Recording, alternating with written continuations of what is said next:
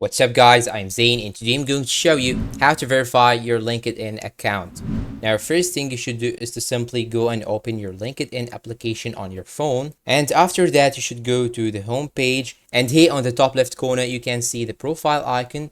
Tap on it, then click on view profile, and you will find beside your name right here an icon that says verify now. Now once you open it, it will show this page right here, verify your identity with Persona. So click on the arrow right here, then it will show this page right here. Now you have to tap on verify with Persona down below, and now you should check this box right here, then click on accept and continue. After that, it will ask you to select your country and make sure to choose the country that you have a passport for. Then after that, click on continue, then click on yes, continue, and now you'll have to send them pictures of your passport or your ID, and after that they will do processing to your ID or passport, and by this way you can simply verify your LinkedIn account. And that's all for today. If you find this video helpful, please don't forget to like, subscribe, comment, share, and see you in a new video.